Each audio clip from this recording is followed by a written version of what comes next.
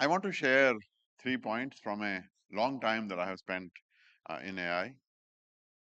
My first point is that what we see today in the world of AI, people who know what they are doing with AI are astonishingly effective with AI. Recently, a friend of mine, he and I were students together at Stanford. He has a large service that he runs, open public service.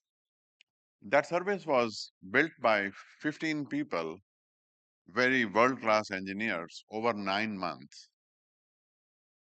Recently, he rebuilt that service entirely by himself in 14 days using one of the generative AI coding tools. So if you are counting, that is about a more than 250 times improvement in productivity. Now he's a genius and not everyone gets a 250 times productivity gain, but you will see that people who understand how to use AI are astonishingly effective with it. And I had a similar experience recently with a customer of mine who is a distributor of home goods, and one of their main suppliers shut down their factories in one of their countries. And they did analysis using our product, all kinds of simulation scenarios. And over a few days, they reached the decision that they need to exit that country entirely. I asked him, such a monumental decision to get out of an entire country, how long would that have taken you before? And he said easily it would have taken a year and it would have involved heavy duty consultants and things like that. So we now have instant access to knowledge in any language, a condensation of things that we can present in any way.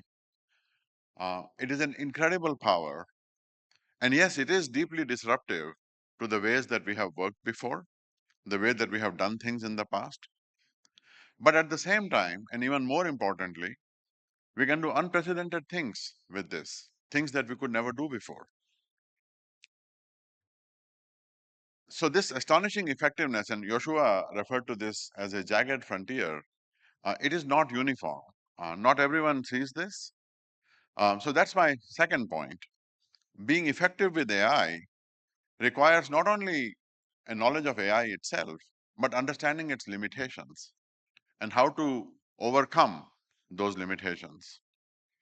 There is a huge gap between LLMs and the business users inside enterprises, especially, and how to bring value to those users. And overcoming that gap is where a lot of value creating opportunity is. That bridging that gap requires delivering correct systems, trusted, verifiable, reliable systems that deliver value to people. My own company works in this area, a layer that sits above the language models and delivers value to business users while ensuring correctness and things like that. When we overcome that gap, we can deliver massive value. Mukesh Bhai talked about it just now.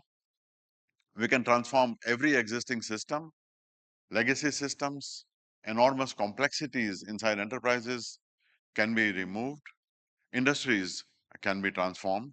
We can give end users wings, we can amplify them to deliver things that were not possible to do before, that, or in the best case, it required professionals to do this. Doing that also requires not just overcoming the limitations of AI, but also imagination to see what is not there, to see what is possible. India has all of this in great abundance.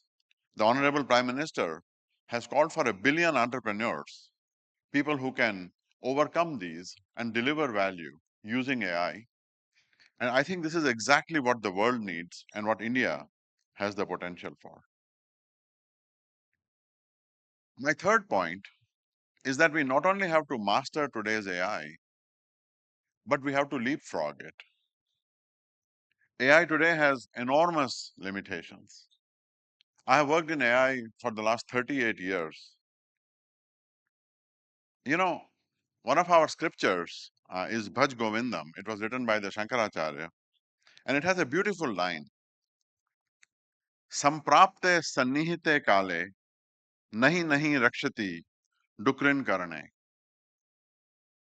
What it means is that when you are faced with a life or death situation, the knowledge of a book does not help you.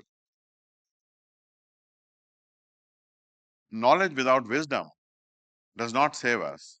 That wisdom comes from living, from doing, from being in the world. AI today has plenty of limitations. Joshua mentioned hallucinations. That's one of the main issues blocking the use of AI in enterprises.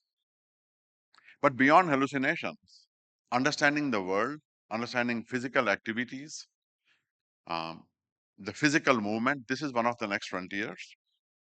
Safety, safety of AI, and the Honorable Prime Minister talked about this today, is an existential issue. Swarms of agents can be made to do completely reckless things, and we don't yet have ways to understand or deal with this. And Joshua and Demis also talked about this. We have to solve this issue. We have to deliver AI that is safe. We have done this with nuclear power for the last 80 plus years. We can and we must do this with AI. Energy is another one of these issues. Where I live in California on Highway 101, just north of San Tomas, I drive by there every time I go to see my dad. There is a massive data center that is coming up. It's 720 megawatts. And this idea that I write a prompt and these gazillion GPUs blast into existence to produce a response, and then I make a tiny change to that prompt and then I do that again, it just seems like a completely absurd idea, especially to someone who has been around AI for such a long time. Um, I have, thanks to the Ministry of IT, Honorable Ashwini Vaishnavji, I have a colleague who has been accompanying me throughout this conference. And he told me that yesterday he walked 32,000 steps. And I asked him, what did you eat? And he said, I ate two burgers. Shubham, if you're here, two burgers. You know, we normally eat 2,000 calories in a day. That's about a 100-watt light bulb, like less than one of these light bulbs. And out of that, our brain, our nervous system is maybe 15, 20 watts. That's like when your laptop is in sleep mode, it takes more power than that. So there are many zeros still to be removed from these models, and the models themselves have to be removed. So I think that there is um, a tremendous opportunity here. India is a country of the human potential. We have plenty of times before delivered the ability to billion plus Indians. Mukesh Bhai talked about Geo, and Sunil talked about Airtel, and how now we have billion plus Indians who have data and connectivity. And when I was young, one of my earliest childhood memories is of worry in my parents' faces around food. They used to tell stories of how there was a shortage of food. And then the Green Revolution happened, and India is now one of the largest exporters of food in one generation.